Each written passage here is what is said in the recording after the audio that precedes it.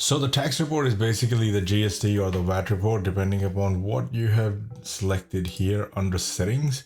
So if you selected GST or VAT and so on, if you selected not applicable, then that report does not apply to you at all. So for all our clients who are in US, this will not apply to you because you would select NA over here and that report is meaningless to you. So you don't need to watch this video. It's the people who have GST and VAT from South Africa, Australia, New Zealand, India, and so on. We all have GST and it works exactly the same way everywhere else, but it has different percentages. So you can select the percentage here. So if you go under tax, and all it is doing is it's capturing all the tax input credit refunds on all the costs and all the tax liability that you have to pay on all the on basically all the sales that you are making for the units.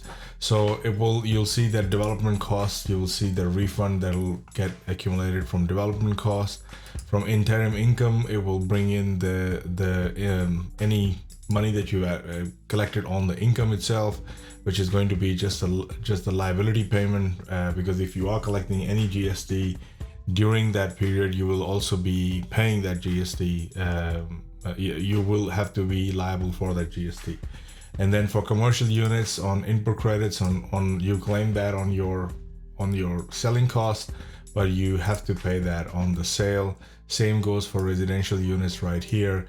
And the summary for the whole thing is right at the top. That gives you the actual liability for the GST. So we do all the calculations that you see on the summary sheet or on the cash flows and everything. Everything that you see is net of GST.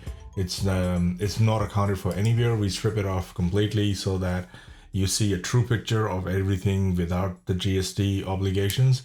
And we report all the GST and the VAT obligations here on this report, and it gives you the cash flow based on your entire project.